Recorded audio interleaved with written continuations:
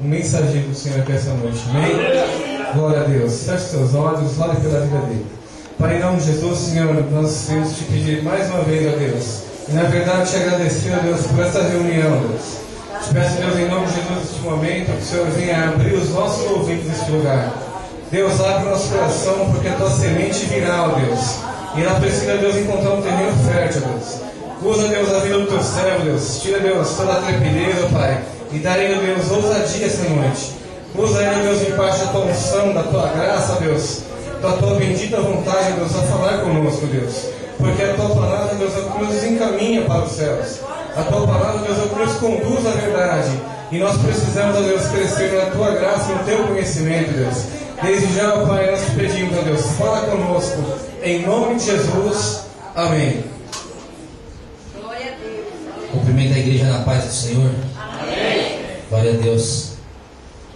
Pode abrir a Bíblia no livro de 1 Coríntios, capítulo 12. Aleluias. Versículo também ao número 12. Deus seja louvado. Aleluias. Te agradecemos, Senhor.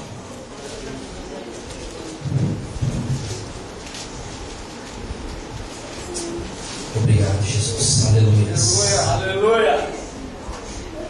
Todos acharam? Amém. Diz assim a palavra do Senhor. Porque assim como o corpo é um e tem muitos membros, e todos os membros sendo muitos, são um só corpo, assim é Cristo também. O versículo 25. Para que não haja divisão no corpo, mas antes tenham os membros igual cuidado uns dos outros. Versículo 26. De maneira que se um membro padece, todos os membros padecem com ele. E se um membro é honrado, todos os membros se regozijam com ele. Só até aqui, amados, amém? Tomeis assentos. Aleluia. Consagra a ti esta mensagem, Deus. Peço que o Senhor venha falar.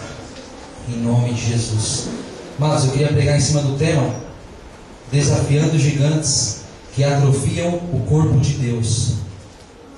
Repita comigo: desafiando gigantes que atrofiam o corpo de Deus. O corpo de Cristo, a igreja. Aleluias.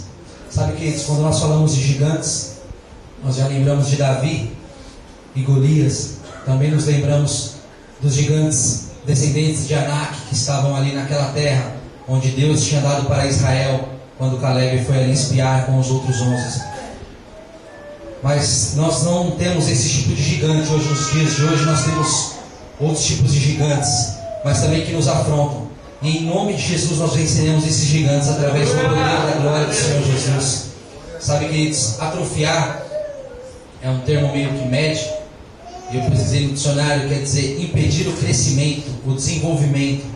Ou seja, nós vamos falar daqueles gigantes que atrofiam, que impedem o nosso crescimento, impedem o crescimento dos nossos sonhos, porque nós somos um corpo e todos nós temos sonhos. E quando os nossos sonhos são frustrados, isso reflete no nosso ministério, no nosso chamado e na nossa vida com Deus, queridos.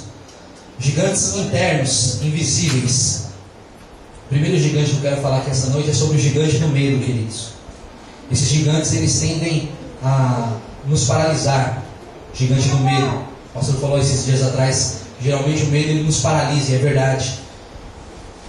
Quando nós paramos, quando nós nos sentimos paralisados, automaticamente nós também retrocedemos a obra do Senhor. Obrigado, Deus.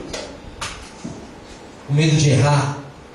Muitas das vezes nós não agimos, nós não falamos, nós não expressamos o que nós pensamos, as nossas ideias, com medo de errar. Medo do que vão pensar, medo do que vão achar do que eu falei, do que eu pensei.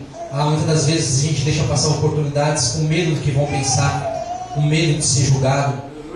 Sabe, queridos, tem uma parábola, na verdade é uma história que o pessoal conta, de um lençol sujo. Um casal que tinha casado há pouco tempo, estava na lua de mel e tal, e aí novos no bairro que eles moravam, e a mulher olhou pela janela e viu a vizinha colocando aqueles lençóis no varal, e ela disse: nossa amor, ela está colocando um lençol sujo no varal.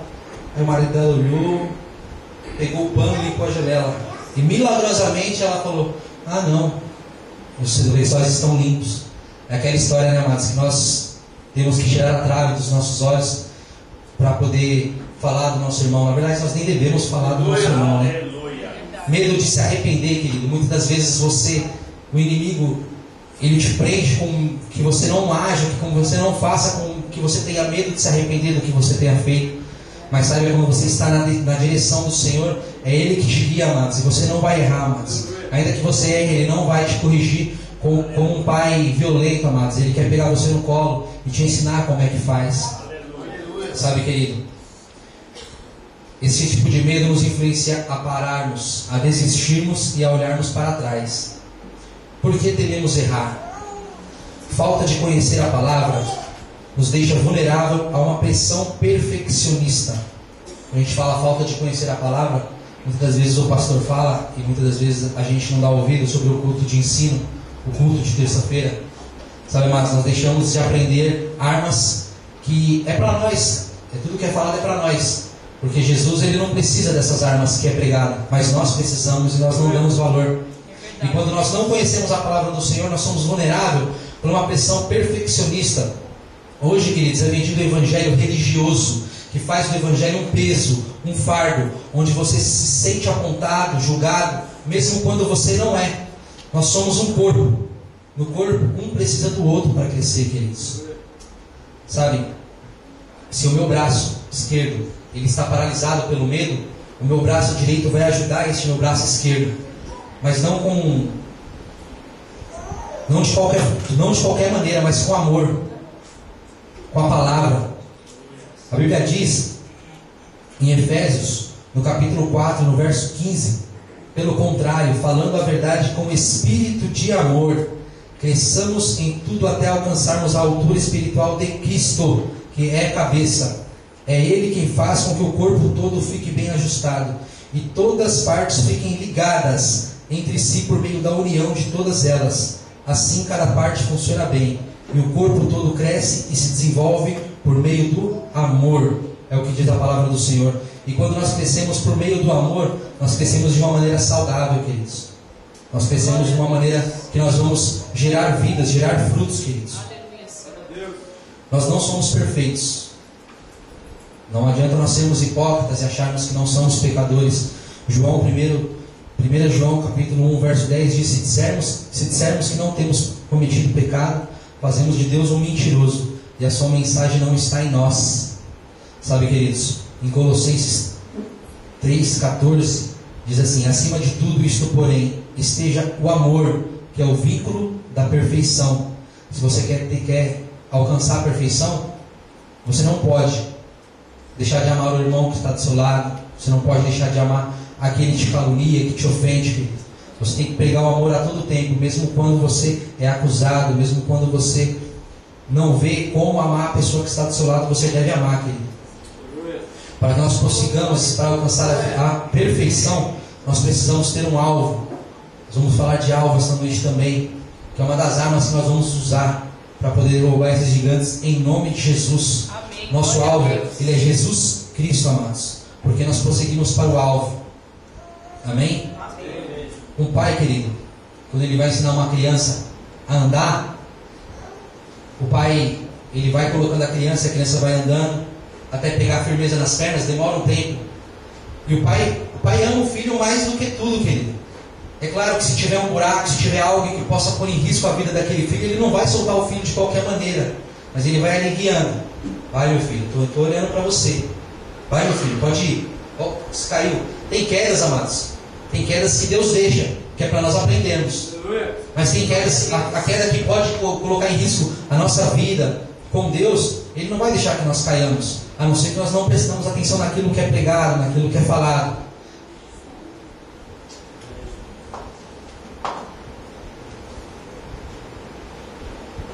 Sabe, queridos, teve um advogado, ele novo, acabou de sair da faculdade, ele montou um escritório, e aí o primeiro cliente dele, na verdade, a porta estava meio aberta, o cara entrou e sentou e falou: vou causar uma impressão nesse cara. E ele pegou o telefone, e ele começou a fingir que estava falando no telefone. Não, pode deixar que a causa eu fecho, está fechado, não tem